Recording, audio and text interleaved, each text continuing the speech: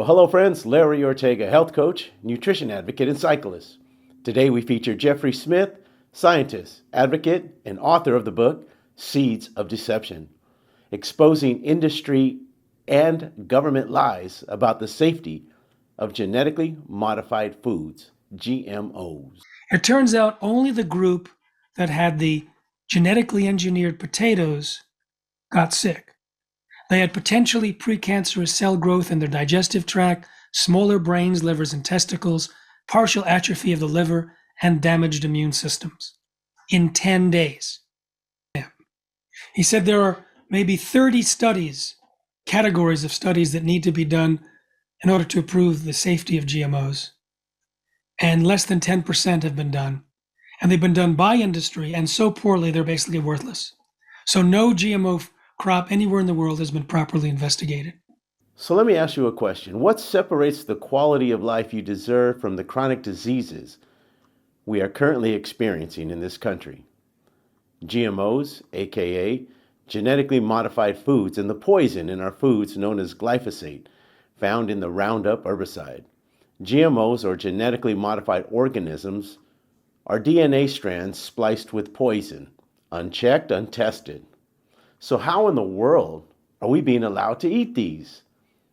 For Jeffery Smith, the entire process has been shrouded in a cloak of lies claiming no harm to humans via manipulated studies performed by the industry, the regulatees, if you will. Jeffery Smith tells us bad press regarding GMOs forced Nestle and others to commit to not using GMOs in their brands in the UK, but not in their US brands. When given a choice, animals avoid eating GMOs. Companies like Monsanto were going to be gambling with our health and gambling with the ecosystem. International version of Time magazine, as this was going to be the big first breaking story on GMOs, because no one knew what a GMO was and we were eating it already.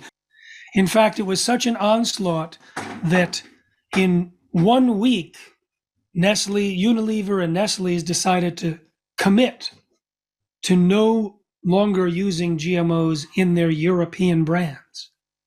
And then that followed by everyone else in Europe, but not their US brand, their US brand.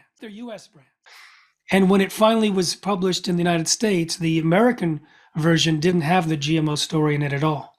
So there was a tremendous amount of censorship and bias in the mainstream media, which has been later documented and verified. Jeffery refers to a term, infinite stupidity, that, for me, does not accurately depict what is an ingenious regulatory system of corruption that is supported by our elected officials and furthered by their refusal to address its systemic, corruptive nature. They all know. How could they not? They then ask us to defer to these regulatory agencies' advice and corrupted recommendations, placing us directly in harm's way. Common sense tells us not to follow these regulatory agencies' recommendations with blind trust. And so, in the infinite stupidity of the EPA, as if they have absolutely no concept of how things are produced, shipped, and stored in the United States, they approved the Starlink corn for animal consumption and not human consumption. So I decided to write the book, Seeds of Deception, which is the subtitle is Exposing Industry and Government Lies About the Safety of the Genetically Engineered Foods You're Eating. And though there are many examples of independent studies, too many to capture in one video, that show the harm of GMOs, Jeffery talks about one example of a GMO'd potato. The toxin in the potato was engineered to grow with the potato. This toxin, known as lectin, was spliced onto the DNA of a potato, so when the potato grew, so would too the lectin. Lectin was the toxin that would kill the potato beetle. What could go wrong? The potato was engineered to produce a toxin to kill the potato beetle. Toxin was called GNP toxin. So they fed a group of rats the potato engineered to produce the lectin. It turns out only the group that had the genetically engineered potatoes got sick. They had potentially precancerous cell growth in their digestive tract, smaller brains, livers, and testicles, partial atrophy of the liver, and damaged immune systems in 10 days.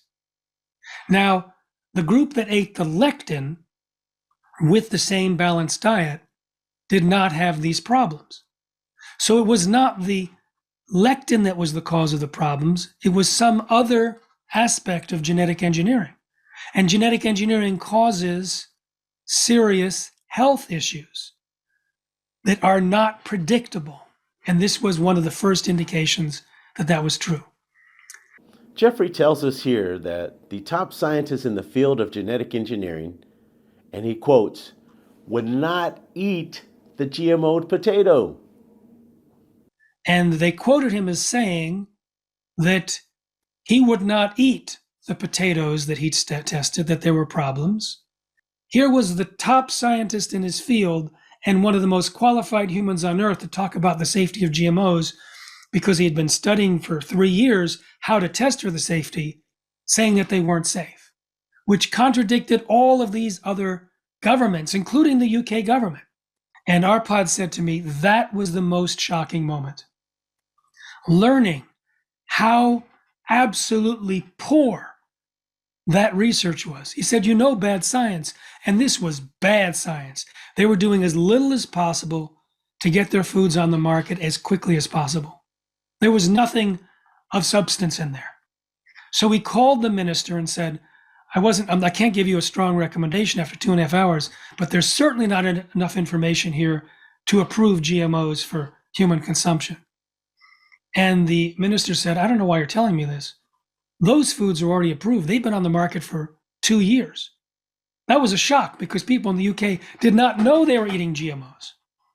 He just needed a scientific opinion to share in the meeting. So a few months later, when Arpad saw these damage to the rats in every single system that he tested, their development, their immune system, etc., he realized that the shoddy, superficial research conducted by the industry would never find these problems. We now know that the overwhelming consensus among the scientists working at the FDA who are looking at GMOs said that they were different and dangerous, needed to be tested, and even human testing needed to be done. And the policy came out, written by Michael Taylor, Monsanto's former attorney, saying, we know of no significant difference between GMOs and non-GMOs, therefore no testing is needed, no labeling is needed, and you don't even have to tell the FDA if you want to put a GMO in the food supply. So that immediately tells everyone, okay, so it's a captured organization. How bad is it? FDA and USDA, as it relates to the safety of GMOs, appear to be captured, corrupted regulatory systems in the U.S. that cannot be trusted, and we probably should not depend on their conclusions, approvals of permitted GMO crops as being safe food to consume. Despite the known health challenges presented in well-documented, published papers by expert scientists in the field of GMOs, our regulatory agencies, hand in hand with our elected representatives, say, yep, that's okay. By their complete acquiescence to a world of make-believe within our regulatory systems. Jeffrey Smith continues. Industry studies not competent to identify most of the unpredicted side effects. Talk about rigged research. My God, we've caught them red-handed.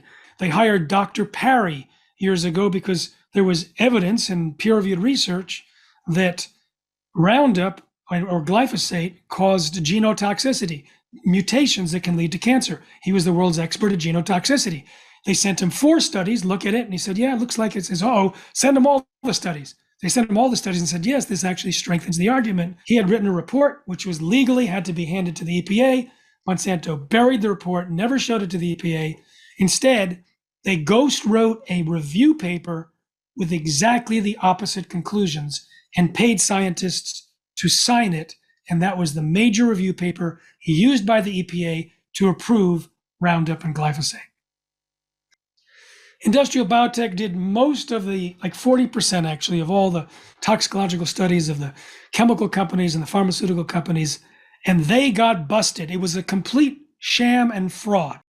And when it was investigated, 3 people went to jail, and it was described as one of the greatest scientific frauds in the history of the world, if not the greatest.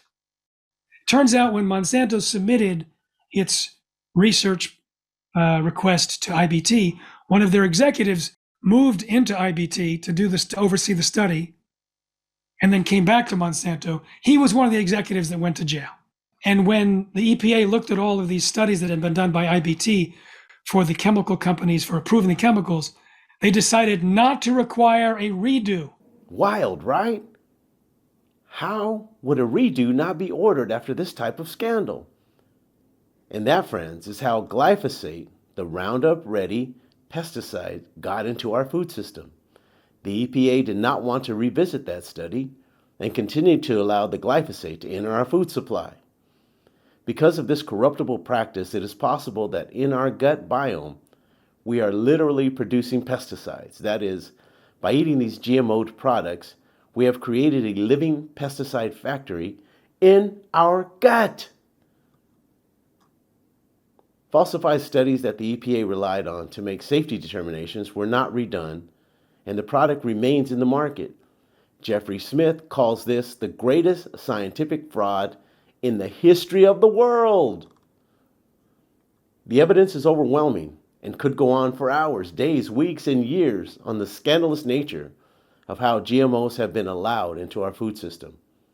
Bottom line, whatever we are trying to do, we must get our gut right first. If you are looking at losing weight, reducing joint pain, improving your gut health, eliminating the pain and struggles of autoimmune disorders, bringing your hormones into balance, getting better sleep, and having more energy, you must get your gut right. Step 1, eliminate all GMO and non-organic foods from your intake. Step 2, click the link in the description below and let's get you started today on the 90-day Nutrition Reset Ultimate Lifestyle Transformation Program.